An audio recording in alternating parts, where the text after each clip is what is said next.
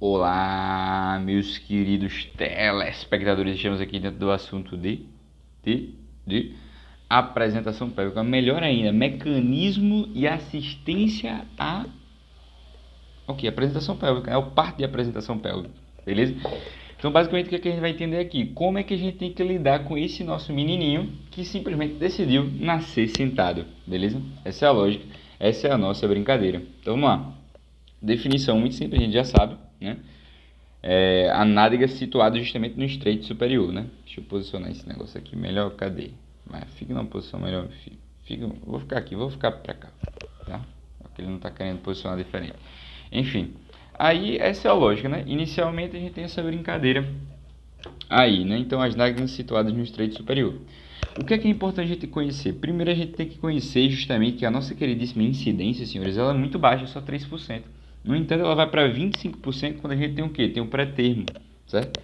Então, novamente, a prematuridade é um dos fatores de risco aí para a apresentação pélvica. Depois a gente vai encontrar quais são os outros fatores de risco, beleza? Então, o ponto de referência da apresentação pélvica, você lembra muito bem, da cefálica é qual? Varia de acordo com o tipo de atitude, né, dele. Mas na apresentação pélvica a gente lembra que é o suco interglúteo, lembra? E o ponto de referência é a crista, que é a crista sacroiliaca, que aqui está só o sacro, beleza? Essa é a nossa brincadeira. Show de bola. Então, seguindo esse raciocínio, é uma coisa importante justamente a gente tem que destacar que é o toque vaginal, né? Então, no toque vaginal, que é justamente uma das formas diagnósticas da apresentação pélvica que a gente vai informar aqui mais futuramente, né? O toque vaginal é uma delas. Nós vamos ter que justamente identificar esses pontos. Então, a presença de um suco e a presença justamente da crista sacrococcígea é fundamental para a gente entender que a gente está dentro da apresentação pélvica. Ah, mas como é que eu vou confundir com a cefálica? Quando eu toco lá está bem fofinha e justamente tem um formato arredondado que a gente conhece muito bem. A gente pode confundir com a famosa bossa serossanguinolenta, né? Então, o cefálico nem sempre aí está tão bem descrito, está tão bem chamativo, né, como a gente conhece. Então, uma coisa importante a ser destacada aqui nesse sentido é justamente a questão do toque vaginal. Então, esse toque vaginal ele tem que ser feito, né? E a gente tem que prestar atenção sempre procurando esses pontos de referência no intuito de diferenciar de coisas como, por exemplo, essa bolsa serossanguinolenta, que você lembra a diferença do cefalohematoma, né? Esse aqui, o que? Não respeita os limites. O cefalohematoma respeita, né? Os limites das suturas. Então, dentro da classificação, a gente vai ter justamente o modo nádegas, também conhecido o completo, que é justamente o pelve podálico, né? Pelve podálico ou completa. A gente vai ter a pélvica simples ou incompleta, e a incompleta em dois modos, o modo pés e o modo joelho, beleza? Então, esse aqui é a pelve podálica, também chamada de pélvica completa, né? Por que pelve podálica? Porque a gente tem a pelve aqui, a nádega tocando justamente nos pés. Então a gente tem a apresentação da nádega e dos pés. Então está tudo em flexão, note. A perna está em flexão e a coxa também está em flexão, certo? Então tudo isso que a gente tem. A pélvica simples, também chamada de pélvica incompleta, né, no modo nádegas, é que ela tem justamente essa característica, né? Então o modo nádegas ele vai ser muito bem chamativo. Então esses dois modos aqui, eles se caracterizam, por mal pelo corte, pegar um ventiladorzinho para calor. Ele se caracteriza justamente pelo posicionamento das pernas, né? Então, nota aqui, a nossa queridíssima coxa está o quê? Está que nem a daqui de cima, né? Ela está fletida. Só que a perna está estendida, certo? E independe da posição. Então, aqui também a perna está um pouco estendida. Ela não está em posição de cocrazinho como se fosse um índiozinho, né? Então, aí os membros inferiores eles se localizam em extensão. Quando a gente tem a pelve incompleta, né, com variedade de pés e joelho, ela vai se caracterizar justamente pelo quê? Extensão da coxa e da perna, certo? Ou então extensão da coxa e flexão da perna, que é justamente essa aqui que é legal também, né? Isso aqui justamente é a extensão da coxa e extensão da perna ao mesmo tempo, né? A mesma coisa de pés, né? Só que para cima, entendeu? Só que voltado para cima. Então, a gente tem extensão de perna e extensão de coxa e flexão de perna nos dois lados, né? É como se a gente tivesse esse aqui dos dois lados. Então, essas são as variedades do incompleta. Tem várias formas, mas deu para entender a lógica do posicionamento da pélvica nesse sentido, né? Então, é normal que exista justamente uma versão espontânea dessas formas quando a gente tem, por exemplo, aí um indivíduo que é prematuro. Então, raciocine aqui comigo. Eu fui lá fazer um ultrassom de 32 semanas, nós temos justamente uma apresentação pélvica. É normal que haja justamente uma versão dessa apresentação pélvica até completar 40, 41 semanas, justamente da data provável do parto, né? Então, justamente que até 40 semanas, de acordo com a literatura, 40 semanas, né? De acordo com a literatura, 40 semanas, essa versão espontânea ela pode acontecer naturalmente, apesar que justamente quanto mais tarde, mais raro justamente essa mudança, né? Então, mas é possível que ocorra justamente essa versão, ou seja, que o polo cefálico ele migre justamente em direção ao estreito inferior, beleza? Quais são os fatores etiológicos? Então, justamente os fatores etiológicos eu vou utilizar justamente esse palácio da mente, né, para poder lembrar. Então, o meu palácio da mente é esse, você que cria o seu. Então, eu vou ver se eu consigo lembrar sem nem olhar. Então, o palácio da mente que eu construí, vamos tirar aqui. Qual foi o palácio da mente que eu construí? Tem a minha mesa lá do escritório, certo? E lá vai ter um copo d'água, um que está cheio e outro está meio vazio. Aí tem uma pelúcia, que eu vou pensar numa pelúcia, certo? Sei lá, aleatório, uma pelúcia que eu gosto, uma pelúcia que eu pense, né? Essa pelúcia está aqui e tem várias pelúciazinhas ao redor dele, certo? Várias pelúciazinhas ao redor dele. Só que uma dessas pelúcias, olha que interessante, ela tem uma cabeça grande e o meu quarto, ele tá todo mofado, tá cheio de mofo, né? Essa é a imagem que eu tô colocando. E nesse de cabeça grande tem uma coleira ao redor, certo? O que é que eu estou dizendo aqui? Isso aqui, o copo cheio, ele vai ser o polidrâmio, o copo vazio vai ser o oligodrâmio. Esses vários bichinhos aqui vai ser o parto gemelar, né? Justamente a gemelabilidade. A presença desses bichinhos aqui, por serem pequenos, fazem referência à prematuridade. Então, parto gemelar, prematuridade. Também aqui a gente tem o bebê com macrocefalia, então alterações anatômicas do bebê, né? Então, alterações anatômicas do bebê, então malformações, anencefalia, microcefalia, macrocefalia, todas essas alterações anatômicas do bebê. Alterações no útero da mãe, então a gente pode pensar aí numa placenta prévia, certo? Numa placenta prévia, por exemplo, miomas, né? Principalmente os miomas, essas alterações anatômicas presentes. A coleira quer dizer um cordão curto, né? Um cordão umbilical curto. Beleza? Então, esse é o palácio da mente que eu criei. Eu acho que eu lembrei de tudo. Vamos ver se eu lembrei de tudo mesmo. Vamos lá. É uma técnica muito boa para memorizar essas coisas, né? Geralmente a gente nunca esquece. Então, mesa do meu quarto, copo cheio, copo vazio, uma pelúcia amarrada na coleira, várias pelúcias atrás dela, um relógio atrás. Esqueci do relógio, né? Tem um relógio atrás, quase quebrando, né? Que é justamente a prematuridade, representando a prematuridade. E o copo de água quase caindo porque está vibrando, as pelúcias um de cabeça grande e o quarto com mofo, né? Então, basicamente, são essas alterações. Oligopolidrâmio, beleza? Cordão umbilical curto, gestação múltipla, né? Pelo menos um geralmente está nessa posição. Primiparidade, condições fetais, malformações, hidrocefalia, anencefalia. Hidrocefalia eu esqueci de falar. Mas hidrocefalia é uma das opções aqui. Também a gente vai ter aqui, bem bonitinho, condições uterinas, tumores uterinos, miomas, né? Que podem alterar a cavidade, malformações congênitas uterinas. Então, tudo isso é importante para a gente entender essas alterações. Show de bola, né?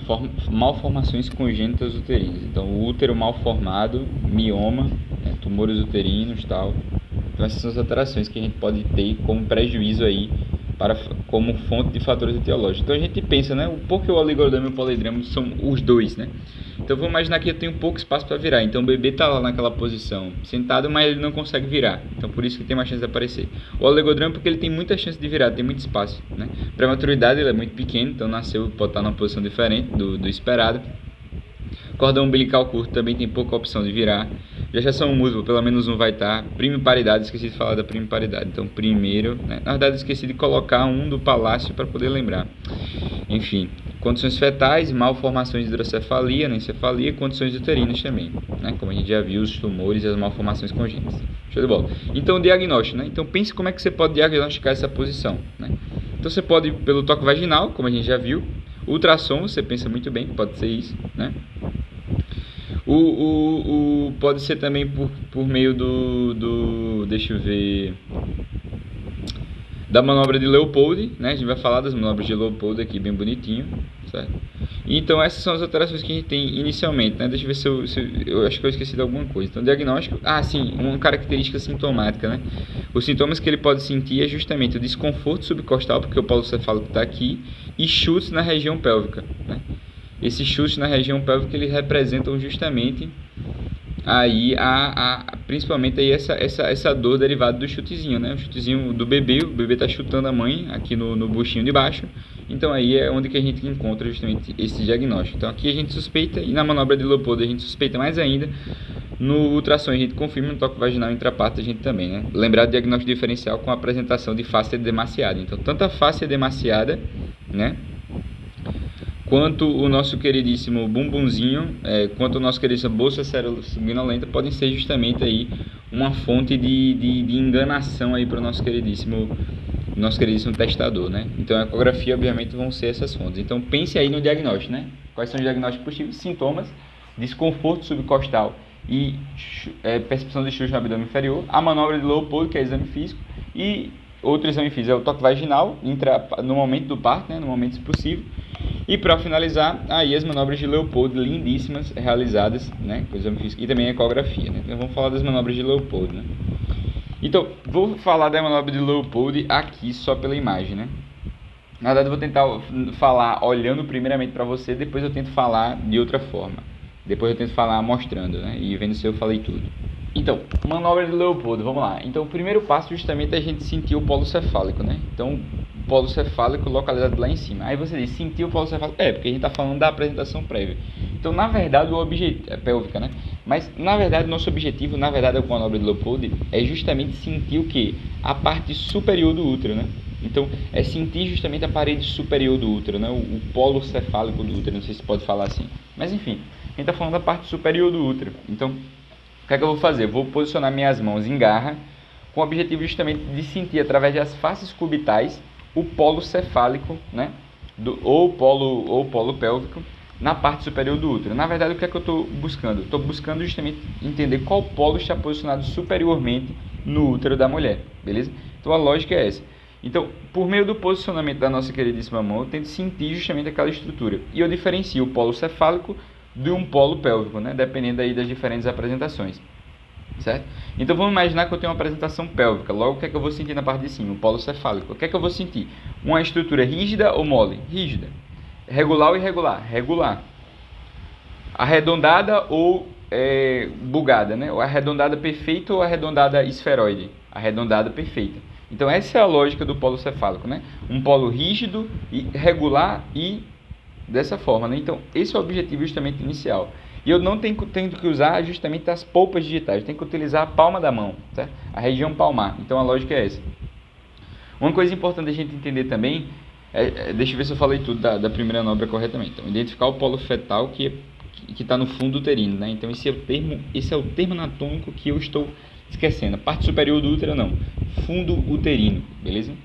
Certo? Fundo uterino. Então, eu utilizo o termo fundo uterino. Então, eu tenho que saber justamente qual o polo fetal no fundo uterino, certo? E aí eu consigo determinar a partir disso o quê? A nossa queridíssima situação do feto. Então, mãos encurvadas, né? Comprimo a parede abdominal com as bordas cubitais para delimitar o fundo uterino. Então, falei tudo certo, né? E aí eu faço com a face palmar. Geralmente a parte fetal é o polo pélvico, como a gente sabe, mais volumoso, esferoide, não esférico perfeitamente, superfície irregular e amolecida. Então, ele é mais volumoso que o polo cefálico, porém, ele não é regular. Então, o outro é regular, resistente e endurecido, beleza? Não é mole, né? Que mais? Então, aí eu consigo dizer justamente qual é a apresentação fetal, beleza? Sim, uma coisa que é interessante é justamente que quando você está lá e tem uma apresentação do tipo córmica, né? Se você não sente nada lá no fundo uterino, então provavelmente você está dentro de uma apresentação do tipo quê? Do tipo córmica. E essa apresentação do tipo córmica, que é justamente derivada de uma situação transversal, né? Ela consegue justamente já ter uma noção a partir disso. Mas aqui, obviamente, eu descubro qual é a minha situação, né? Pelo menos dizer se é longitudinal ou não, se o bebê está numa situação uma situação longitudinal ou não. E aí eu vou para o segundo tempo, né? Eu já descobri basicamente qual é a minha situação e já descobri basicamente qual é a minha apresentação. Então, duas coisas eu descobri nesse ambiente aqui, né? Nesse ambiente aí da nossa queridíssima da nossa queridíssima apresentação, né? Nossa queridíssima primeira manobra de low pole. Na segunda, eu vou justamente aí posicionar minha mão ainda nas bordas cubitais, bem bonitinho, bem posicionadamente, né? Aquela posição bem fofinha. E a partir desse posicionamento, o que é que eu vou fazer? Qual é o meu objetivo, né? Qual é a minha lógica? O que é que eu estou buscando? Eu estou buscando aí justamente estabelecer o dorso, para onde está voltado o dorso do nosso queridíssimo bebê. Então a diferença é clara também, né? O dorso ele vai ser liso, regular e endurecido. O outro vai ser mole, cheio de reentrâncias, e aí eu vou observar a presença dos membros, observar as presenças da parte, vai ser justamente uma parte consideravelmente o quê? Mais volumosa. Então a lógica é justamente essa, né? Essa é a lógica que a gente está adotando aqui, beleza? E aí justamente esse é o segundo tempo de manobra, com o objetivo justamente de eu identificar onde é que está o dorso. E onde é que está o dorso vai ser a região que está o quê? Mais próxima justamente da parede. E é lá onde eu vou fazer o quê? Lá onde eu vou fazer justamente minha manobra, certo? É uma manobra justamente de quê? Minha manobra de justamente compreender onde é que está o batimento cardíaco. Então, é justamente no dorso onde eu quero justamente fazer minha medida, né? Onde está mais próximo da parede, né? Os membros eles vão distanciar. Então, deixa eu ver se eu falei tudo certo. O examinador desliza a mão para o poro inferior do órgão, regiões laterais do abdômen, pelas regiões laterais do abdômen, certo? Eu vou deslizar a mão para identificar o dorso fetal de um lado ou outro. E as pequenas partes ou membros. O dorso fetal é sentido com superfície resistente, lisa, regular e contínua. Perfeito, né? Como foi dito. Quando o dorso está localizado para trás, sim, uma coisa que é importante, né? Que é justamente quando o dorso está localizado para trás, quando ele está localizado posteriormente. Aí o que é que vai acontecer? Eu vou sentir os membros dos dois lados com mais facilidade, né? Mal a interrupção que estava me dando como sumida aqui. Então, exatamente, né? A manobra é justamente identificar o melhor foco de ausculto. Então, fiz a segunda manobra. A terceira manobra é o quê? É a mesma manobra. Na verdade, a mesma manobra, a primeira não, é outra coisa. E isso é mais justamente quando está em trabalho de parto. O que é que eu vou fazer? Eu vou justamente aí na região, mais na parte, no segmento inferior do útero, né? Eu vou tentar justamente me posicionar de forma a sentir esse polo mais inferior, né? O polo que está justamente voltado para a apresentação, né? Como geralmente é a cabeça, geralmente é o que a gente vai sentir. A gente vai sentir a cabeça bem bonitinha lá e a gente vai fazer esse movimento. A gente vai tentar mexer o polo e ver o quão móvel ele está. E dessa forma eu justamente consigo saber o quão insinuado está o meu querido, o quão insinuado está o meu querido polo, né? O meu querido bebê. Se ele está muito insinuado, se ele está pouco insinuado, se ele está extremamente insinuado. Então a lógica é essa. Se justamente eu mexer e eu conseguir observar uma fluidez nesse movimento, então quer dizer que ele está pouco insinuado, ele não está dentro da cavidade uterina. Se ele já está começando a se exteriorizar, aí sim eu consigo perceber uma diferença, entendeu? Entendeu a lógica? E aí justamente eu tenho uma noção que ele já está um pouco mais insinuado. Então, mobilidade do polo fetal inferior, perfeito, né? Então eu vou ver justamente a relação dele com o estreito superior da bacia, né? E aí, justamente, para isso o examinador, ele o quê? Prendeu o polo, do polegar eu estou lendo. O dedo médio da mão direita realiza o movimento lateralizado para indicar o grau de penetração. Perfeito, na bacia, show de bola. Então aí eu consigo perceber o como está insinuado. Ótimo. Então aí, essa é a terceira manobra de low pole. A quarta e última manobra de low pole, ela vai servir para o quê, meu querido? Então, ela vai ser a primeira manobra, só que feita no polo de baixo, confirmando o nosso queridíssimo apresentação, certo? Então, basicamente, o que a gente vai perceber? A gente vai se posicionar de forma diferente, né? O posicionamento é diferente agora, né? O nosso posicionamento ele vai ter um foco mais para onde? Um foco justamente para baixo. Então, eu tenho que me posicionar minhas costas em direção aí, minhas costas vão estar voltadas para o paciente, né? Para o rosto do paciente, né? E aí eu vou ter que posicionar minhas mãos no sentido de avançar sobre o quê? Sobre a região dos hipocôndrios, né? Hipocôndrios direito ou esquerdo, como se eu estivesse buscando os hipocôndrios, justamente nessa fossa ilíaca.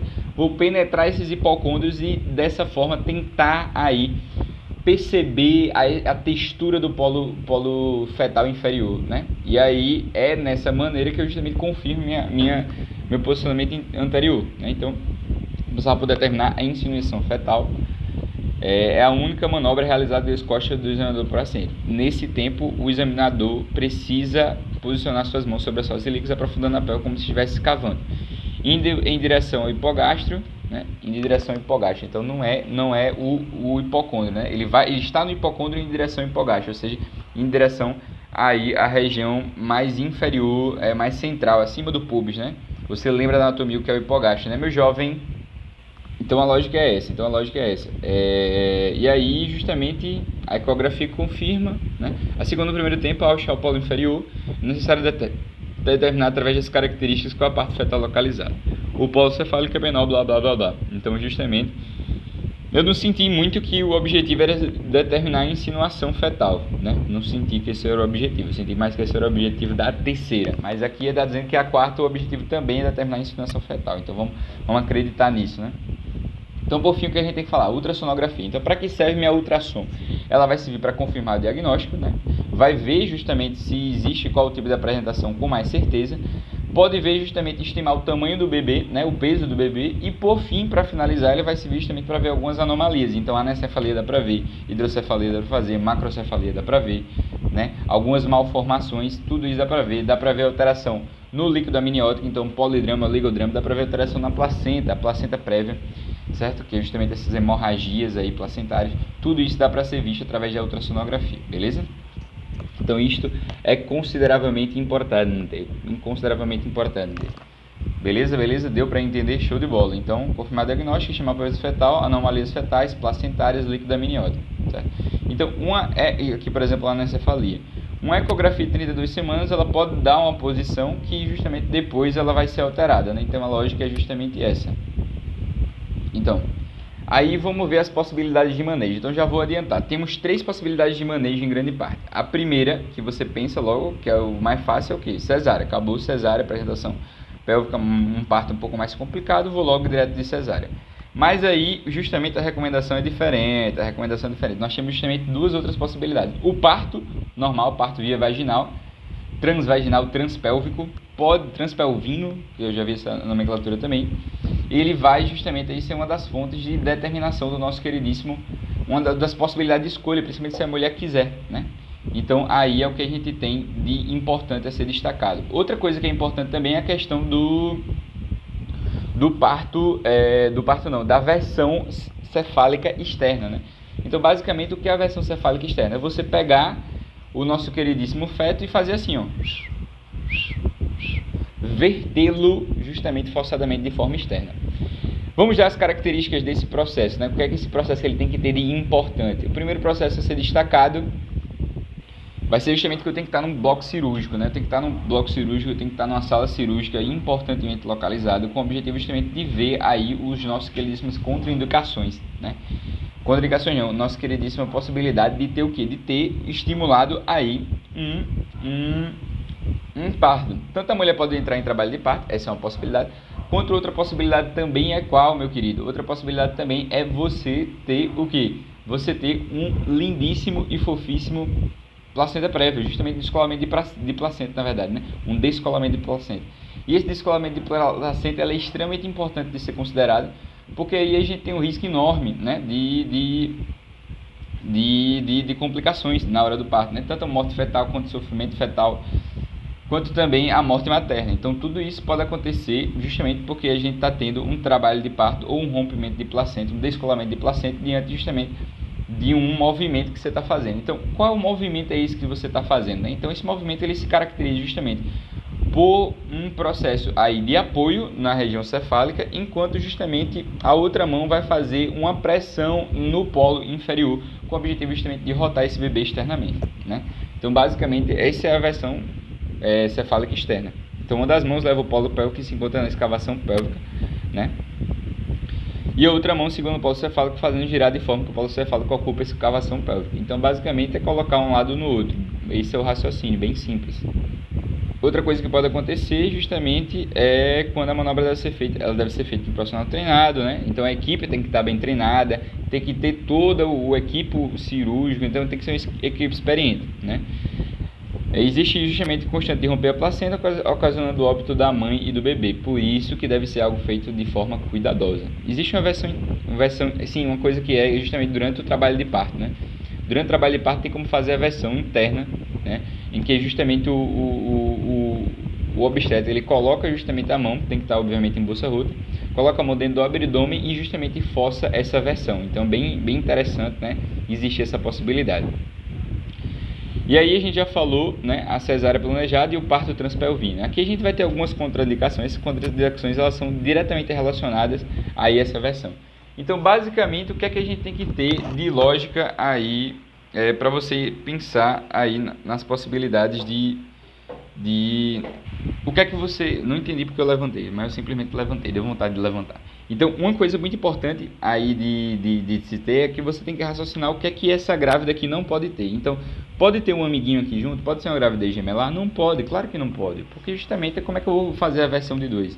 Eu posso ter uma FCF, frequência cardíaca fetal baixa, ou não confiável, não segura? Não, jamais eu posso ter justamente essa frequência, né? Porque essa frequência ela vai o quê? De 120 a 160, né? Se eu tiver uma frequência de 121, eu posso fazer isso? Não, porque uma das características muito comuns da versão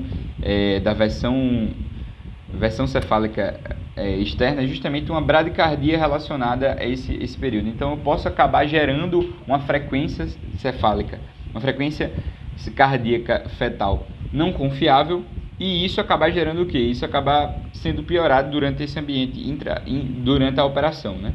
Então não pode ter 2, não pode ter uma frequência cardíaca do bebê baixa. Não pode haver aí identificado alterações placentárias, como por exemplo o oligodrâmio, o polidrâmio. O oligodrâmio, porque justamente isso aí pode gerar o quê? Isso pode acabar prejudicando essa versão, não vai ter espaço para fazer essa versão. Outra coisa que acontece aqui no bebê também, que é muito importante, é a questão da presença de cirurgias prévias intraúteras, né? Então isso tem que ser investigado. Se eu tiver uma cirurgia prévia, ou se eu tiver alguma malformação uterina, isso aqui vai ser impossível, né? Malformações fetais também podem ter essas alterações. Impossível fazer isso, por exemplo, se o paciente ele tiver uma macrocefalia, se ele tiver uma hidrocefalia, tudo isso pode gerar alterações, certo? Então, deixa eu ver, anomalias uterinas, né? Sim, uma coisa que é muito importante, que é justamente a frequência cardíaca fetal, a gente falou, gestação múltipla, e aí alterações placentárias, além justamente do oligodrame e do polidrame, que é justamente a placenta prévia. Então a presença de um sangramento prévio contraindica esse procedimento. Simplesmente por quê? Porque simplesmente eu estou colocando em risco total o meu paciente, a mãe e o bebê, e ele já teve uma placenta prévia, já teve um sangramento e o sangramento prévio, e isso justamente já é uma contraindicação, inclusive para o parto vaginal. Então, como a gente tem uma contraindicação por parto vaginal, não tem nem sentido fazer a VCE. E também justamente a insuficiência uteroplacentária. Então, se eu tiver um baixo fluxo aí da mãe para o bebê, né, com indício aí de sofrimento fetal, eu jamais vou poder fazer isso aí. Quais são as complicações que a gente pode ter? Uma FCF, que se caracteriza por ser não tranquilizadora. Uma cesariana de emergência, como a gente já viu, né? Então, 40% dos casos, essa frequência cardíaca estava baixa, ela volta, né? Então, há risco de cesariana. E aí, de maneira mais rápida, eu posso ter justamente uma DPPNI, que é justamente um descolamento prévio de placenta norma implantada, né? Como a gente já viu. Então, esse descolamento ele pode acontecer, beleza? Uma hemorragia interna, uma hemorragia fetal e o nó de cordão, né? Quando você gira, a gente pode dar um nó no cordão. Isso aí vai diminuir também, pode inclusive gerar a própria insuficiência, beleza? Outra coisa que é importante também são as complicações mais raras. Então, morte fetal, morte materna e também aí e aí embolia por líquido amniótico, né? Então, essas são as causas improváveis aí do nosso queridíssima versão cefálica externa. Então, raciocinando, relembrando todas as características, vamos ver se a gente aprendeu, né? Que eu estou aprendendo aqui também. Então, gravidez, o que é que não pode ter na grávida, já que eu vou estar mexendo com placenta, com sangue e com nó? Então, eu posso ter placenta prévia? Jamais. O bebê, placenta prévia, não recomenda, inclusive, o parto vaginal. Então, não pode ter placenta prévia, não pode ter mais de um bebê ali, não pode ter insuficiência materno-fetal, né? Uterino-fetal, certo? Não pode passar pouco sangue ali, tem que ter sangue o suficiente. Não pode ter uma frequência cardíaca não confiável, né? Depois eu vejo o termo certo, mas é aquela frequência cardíaca fetal baixa. e também não pode ter nenhuma alteração uterina considerável, como por exemplo o mioma, porque isso vai impedir esse processo, né? Eu acredito também que uma alteração como por exemplo uma macrocefalia não indique esse negócio, né? Pelo menos não formal, pode não ser formal, mas pelo menos informalmente a gente tem essa característica, né? Então, placenta prévia, FCF, rejeição múltipla, insuficiência útero-placentária, anomalias uterinas, falamos tudo. E quais são as complicações possíveis? O que já é mais comum, a frequência cardíaca fetal não tranquilizadora, que vai justamente abaixar aí ou estar próximo dos 120, uma bradicardia presente, e aí eu tenho que estar com essa frequência cardíaca alterada, ela vai geralmente reverter em 40% dos casos. Depois, quais são as outras alterações que a gente vai ter? Relembrando, logo em seguida aí, a gente pode ter uma cesariana, de repente, isso aí a gente viu que não é tão incomum. Outra coisa que pode acontecer também, que são mais raras, é justamente aí hemorragia fetal, uma hemorragia materna e um descolamento prévio de placenta norma implantado, DTPNI. E quais são os mais raros? Morte fetal e morte materna por embolia de líquido amniótico, beleza? Show de bola. E o nó de cordão, que eu quase esqueci, foi a única coisa que eu esqueci. Show de bola, a gente conseguiu estudar aí quais são as indicações nesses casos, as possibilidades de manejo. E agora a gente vai justamente fazer o contraste da nossa queridíssima parto versus cesariana. E vai fazer parto normal ou cesariana? Essa é a questão, né? Então, basicamente, tem todo esse estudo aqui que foi feito. Depois se viu que ele tinha vários vieses, né? Ele recomendou, inclusive, cesárea, né? Que a cesárea fosse feita sempre. Só que aí as equipes estavam ficando mal preparadas, né? Tinha vários viés no estudo. Aí foi feito outro estudo da Cochrane, e esse estudo justamente identificou, Cochrane é outra, né? Da Cochrane, e esse estudo justamente gerou uma nova recomendação, que é a recomendação do Colégio Americano de Ginecologia e Obstetrícia, beleza? E essa recomendação, ela inclui o que, nobre senhor? Ela inclui justamente que a gente vá tentar a VNE naqueles que não têm contraindicação, obviamente, e além daqueles que não têm contraindicação, tem que ser feito também aí na mulher que deseje o trabalho de parto. Então tem que ser ofertada, não tem nenhuma contraindicação, a mulher deseja. Eu vou lá, faço o termo de consentimento livre esclarecida, a mulher vai lá, fica feliz com o seu VNE, se der certo, perfeito, a gente faz o parto via cefálica. Se não der certo, se eu tentei a VNE e deu certo, aí o que é que eu vou fazer? E deu errado, aí eu vou justamente contraindicar o nosso queridíssimo parto, né? Então, deu errado a VNE, não tem como fazer mais parto. Tira o cavalinho da chuva porque é um problema gravíssimo, né? Gravíssimo não, né? Mas é justamente um risco gravíssimo. O VCE, eu estou falando VNE, mas VCE, versão cefálica externa. Outra coisa também que tem que ser considerada é justamente que se a mulher desejar, eu posso fazer o parto sem tentar o nosso queridíssimo sem tentar o VCE, só que eu tenho que justamente ter um parto aí que seja justamente com desejo materno num ambiente perfeito, né? Então a gente não pode correr riscos, esse paciente ele não pode correr riscos de forma alguma, né? E esses riscos eles estão diretamente relacionados ao quê? Justamente a questão da falta de experiência, né? Então o ambiente tem que estar perfeito, todos os protocolos hospitalares tem que estar elegível e dar certo. É um parto possível, mas é um parto arriscado sob termo de consentimento. Mas tentar o VCE a termo, né? Como alternativa justamente para a cesariana, né? Então, se eu tenho uma mulher que tem o desejo do parto, né, fetal, e aí eu tenho que tentar fazer o VCE. Se não, eu não tenho um ambiente perfeito para o VCE, aí eu vou lá e posso fazer o parto vaginal de forma razoável. Então essas são as recomendações, beleza? E agora a gente vai trabalhar o mecanismo de parto. Vou fazer um intervalinho aqui, mas você não vai nem sentir. Então, dos mecanismos de parto, o que é que a gente tem que entender? A gente tem que entender 3 coisas, né? Que é justamente os 3 ambientes aí que a gente tem que tirar. O que é que a gente tem que tirar primeiro? Tem que tirar primeiro a pelve, né? Concordo? A pelve do bebê. Que é justamente o descolamento pélvico. Depois eu faço justamente o descolamento da cintura escapular e depois o cefálico, beleza? Desprendimento é o nome, né? Desprendimento do polo pélvico, cintura escapular e cabeça derradeira. Então, os termos corretos são esses. Aprenda: polo pélvico, cintura escapular e cabeça derradeira. E aí a gente vai justamente ter os termozinhos que a gente vai conhecer daqui para frente. Então, desprendimento do polo pélvico. Quais são as 3 etapas?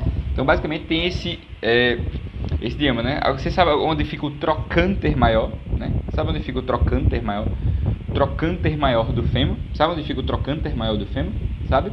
Então, o trocânter maior do fêmur vai justamente fazer o diâmetro bitrocantérico, né? Esse diâmetro bitrocantérico ele tem que estar posicionado, que é entre os dois trocânteres. Então, imagina, tem uma perto aqui, o fêmur está aqui, tem um trocânter do fêmur e tem um trocânter do fêmur. Esse diâmetro ele está posicionado aí aleatoriamente, né? Geralmente, inicialmente, ele fica posicionado no oblíquo. Então, ele é posicionado no oblíquo. Aí, do nada, ele vai justamente andar 45 graus e vai se posicionar de maneira anteroposterior. Depois, o que é que ele vai fazer com isso? Ele vai descer, vai descer e vai se posicionar na bacia mole. Então, ele está se posicionando entre o pubis e a nosso queridíssimo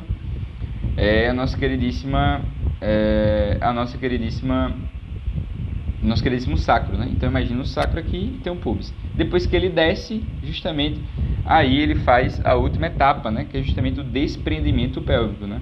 A última etapa que é o desprendimento pélvico.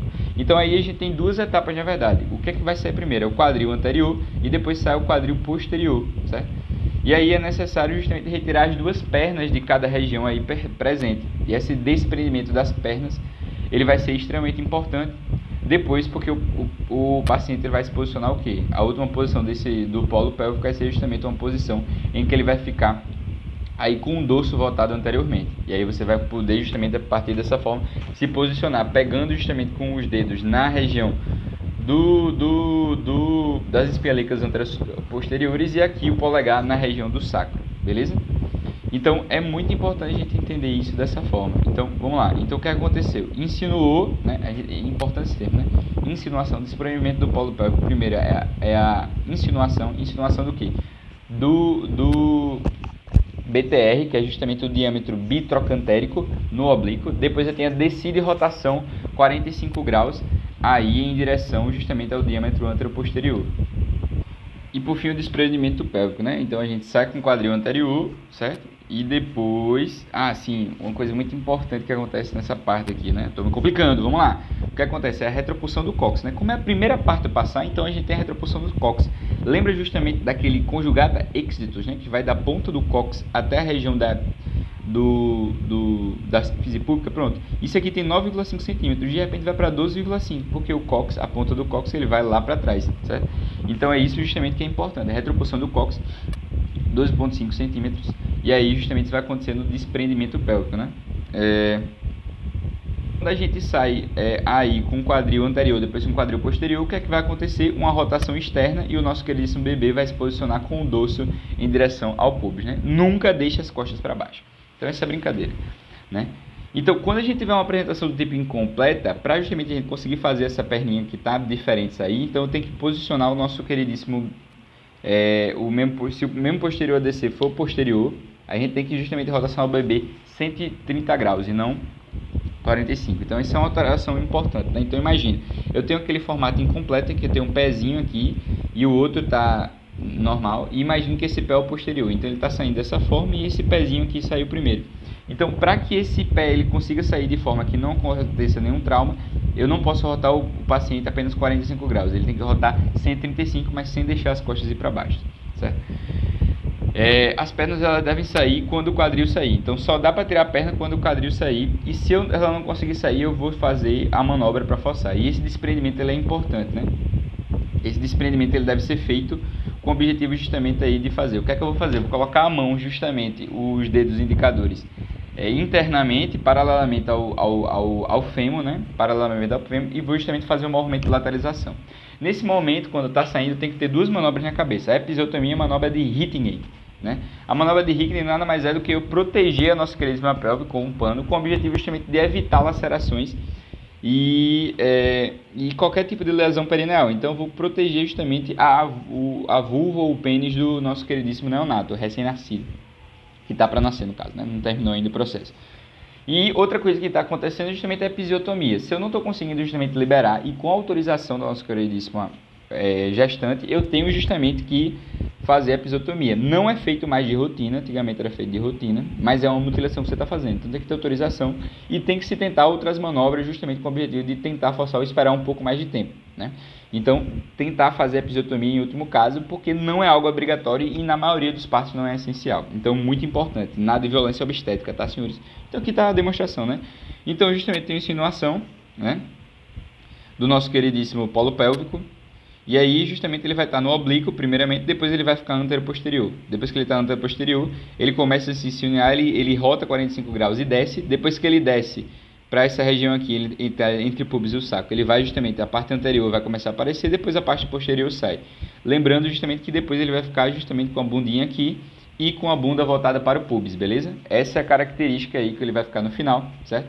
Se justamente a perninha não sair, eu vou lá e forço a sair da perna, mas eu só posso tirar a perna quando o quadril sair, beleza? E aí justamente eu fiz a primeira parte, que é o desprendimento do polo pélvico. Depois eu vou fazer o desprendimento do polo da cintura escapular. Nesse momento eu estou com a minha mão posicionada aqui justamente com a mão na espinha líquida anterior superior e no nosso queridíssimo cóccix anteriormente, né, no dorso. E aí eu vou fazer justamente uma leve tração com o objetivo de auxiliar a mãe, mas não uma tração muito forte. Depois eu vou fazer o mesmo processo. Então o bebê está de costas, aí o que é que ele vai acontecer? A nosso queridíssimo diâmetro, só que agora não é bitrocantérico, o trocantérico já saiu. Agora vai ser o que? O biacromial. O biacromial, que é justamente entre os dois acrômios, ele vai estar posicionado aqui e depois ele vai justamente se posicionar no oblíquo. Se posiciona no oblíquo, depois ele vai, que é justamente a insinuação, depois ele vai fazer a descida e depois que ele fizer a descida ele vai ficar o quê? 45 graus, ele vai ficar anteroposterior. Depois que ele ficar anteroposterior, aí justamente ele vai fazer a descida e vai ter o desprovimento anteroposterior da cintura escapular. E aí eu consigo fazer retirar os braços, né?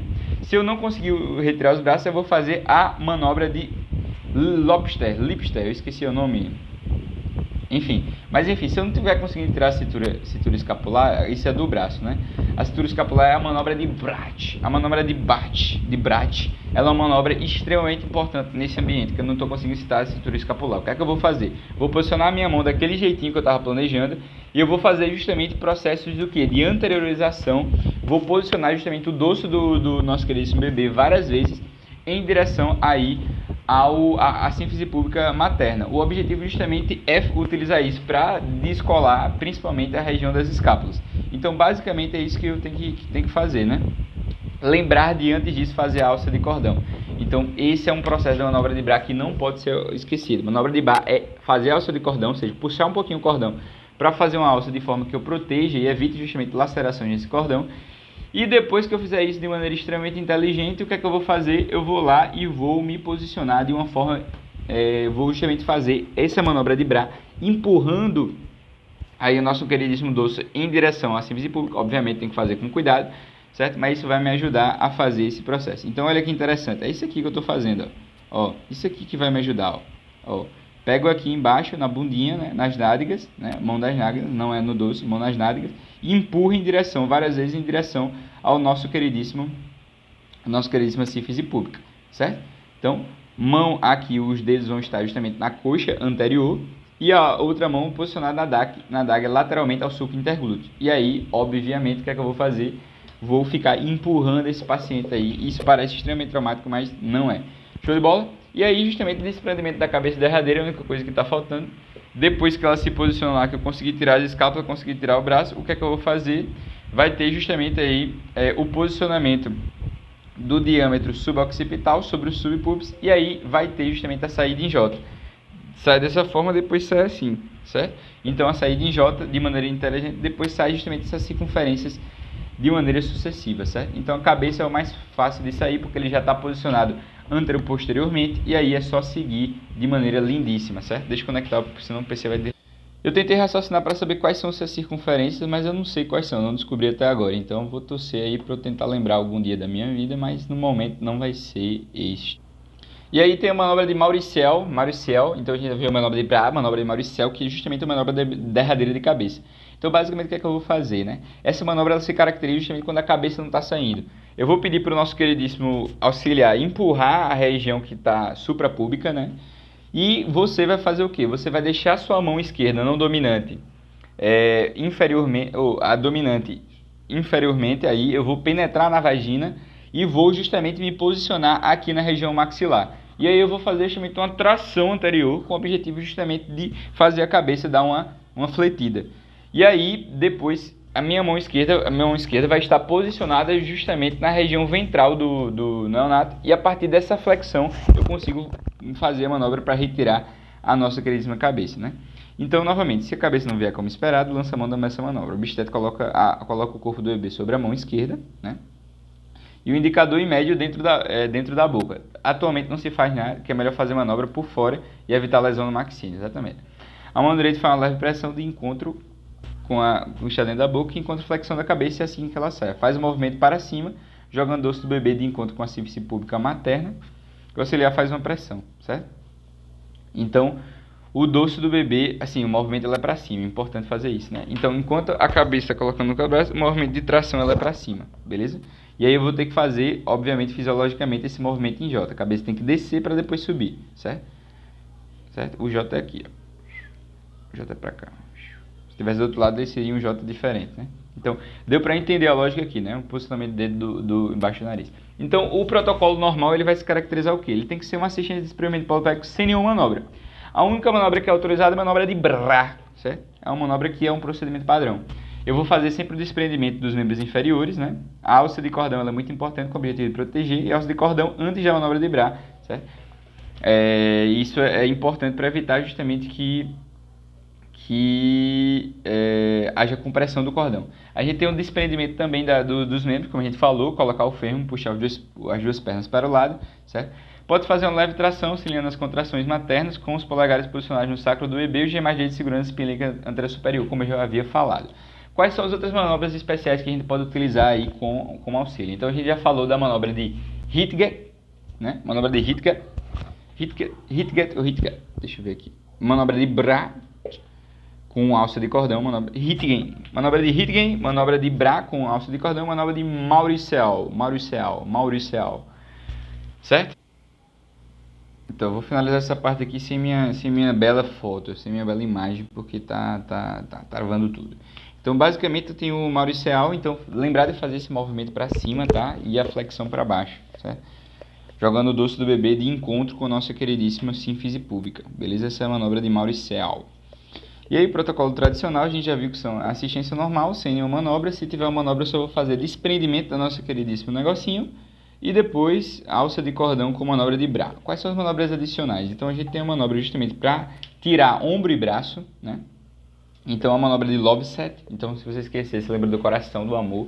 Manobra de Loveset que vai ser justamente fazer o quê? Eu vou fazer movimentos pendulares de até 180 graus, em que eu vou fazer ao mesmo tempo tração, certo? Isso é quando eu não estou querendo tirar ombro e braço. Quando eu não estou conseguindo fazer e retirar, então eu estou tentando tirar a cintura escapular, e aí eu vou fazer movimentos pendulares, em que eu vou fazer tração, rotação e translação ao mesmo tempo, certo? Então, basicamente, a rotação, ela é feita, é a rotação de 180 graus que eu estou falando, e a translação é quando você justamente mexe em outro eixo, né? Então, tentar fazer movimentos do quê? Movimentos circulares, translação. Então, imagine, rotação é girar em torno do próprio eixo. Translação, ele está girando ao redor da vagina. Então, o objetivo é fazer todos os movimentos ao mesmo tempo, né? Então, enquanto está puxando para trás. Esse movimento, ele permite o quê? Ele permite justamente que eu libere os ombros, né? E aí, ao liberar os ombros, eu consigo retirar os braços. A manobra de Rojas, né? Então, a manobra de Rojas é uma manobra mais arrojada, que é justamente a manobra de Loveset mais arrojada. Então, eu tenho muito amor pelo meu bebê. Eu quero que ele nasça, quero que ele tire o bracinho, eu faço a de Loveset. Depois eu faço a Roja, que é mais arrojada. Beleza? E aí tem essa manobra que é de Deventer-Müller. A manobra de Deventer-Müller, que nada mais é do que uma manobra que vai junto da manobra de Pajot, né? Que a gente vai falar já agora. Quando você está Pajot, você quer justamente tirar o braço logo do bebê. Beleza? E a manobra de Deventer-Müller é uma manobra em que eu vou justamente segurar nos pés do bebê e vou fazer um movimento aí de elevação e abaixamento ao mesmo tempo, né? Então, para fazer isso eu tenho que justamente colocar o diâmetro biacromial primeiramente anteroposterior e depois eu faço essa elevação e depois faço esse abaixamento, beleza? É possível fazer Pajot por meio dela, inclusive é recomendada a manobra de Pajot, né? Se você ver a descrição, você vai fazer a manobra de Pajot depois de fazer justamente uma de Deventer-Müller.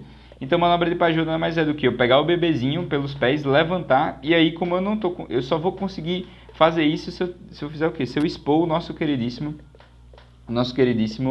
braço, né?